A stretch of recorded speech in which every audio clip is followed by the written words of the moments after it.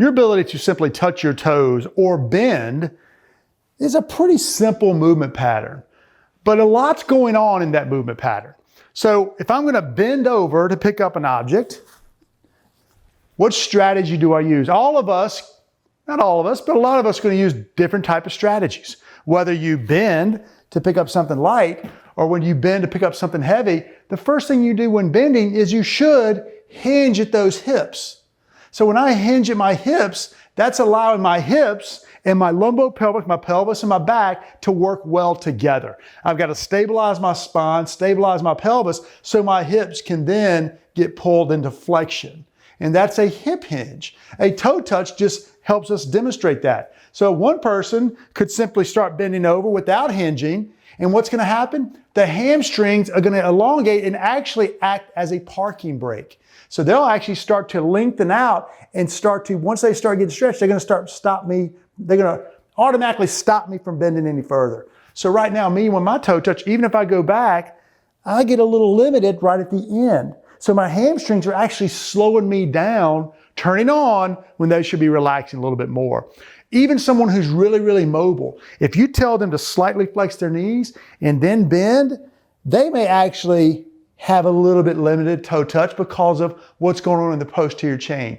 So it's about what's going on in the lumbopelvic area, what's going on in the hips when we bend. So whether I'm bending something like this or use a different strategy, even if I'm going to go down to squat and pick up something light or heavy, or even go down in one foot and pick something up in a lunge pattern, this split stance, all of them are appropriate. But it starts with that hip hinge. And one way for us to gauge that is just see when you're watching somebody touch their toes, do they sit back before they start flexing their spine? And that gives us some good insight, something simple.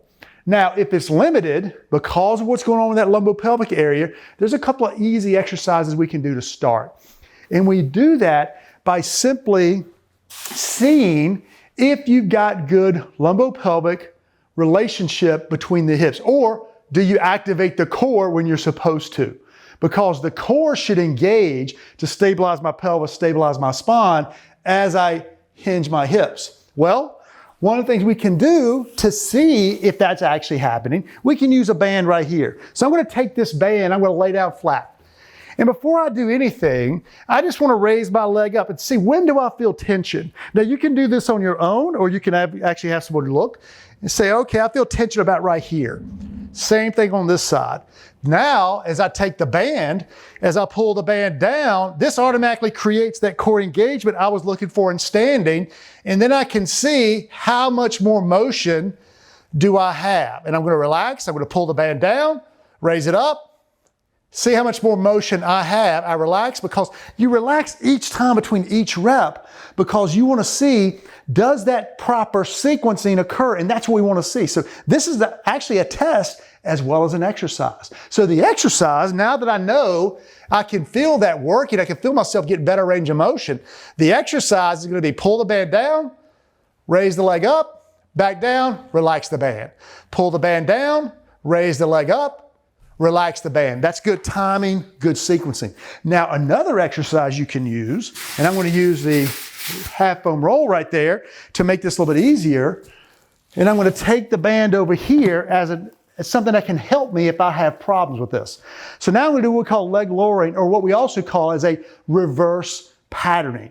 Either the one I just showed you or this one could work. So now I'm going to lay flat, and I'm simply going to raise both legs up, and then lower one down, and lower one down. Now, if this becomes difficult, take a band or rolled up towel, anything, and place it right under or the top of my butt, which actually helps me do what? It helps me posterior. When I say posterior, takes posterior, rotate that way. So it's going to help me rotate this way. And if my pelvis is here and I'm rotating like this, you see my thumb is getting closer to my knee.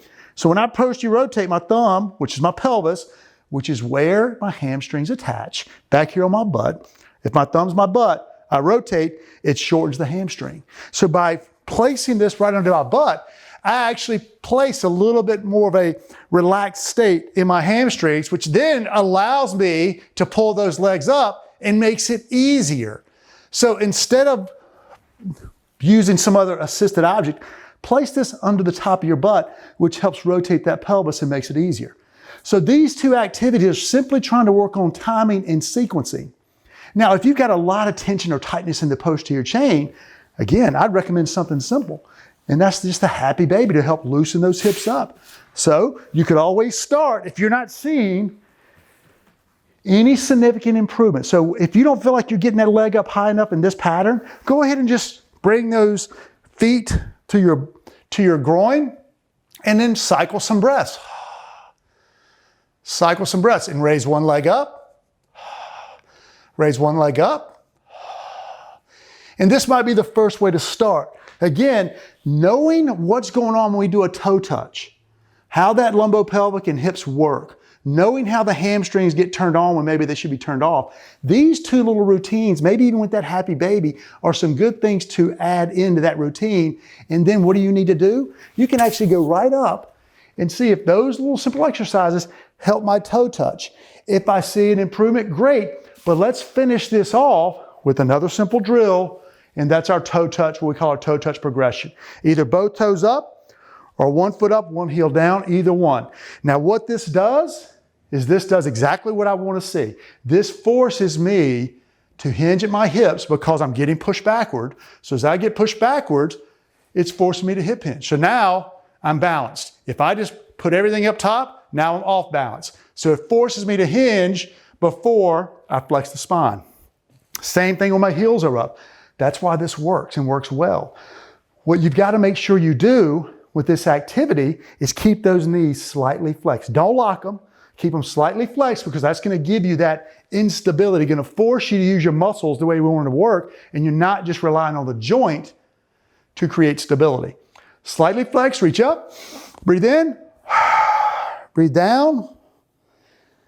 And that little bit of lift in your toes or your heels forces that hip hinge, which forces you in a better patterning, better sequencing, better relationship between the core, the hips, lumbopelvic area. And that's what we're looking for. So hopefully you got a little bit out of this, why toe touch works, why we want to look at it, what's going on, and a couple of things that can help improve it.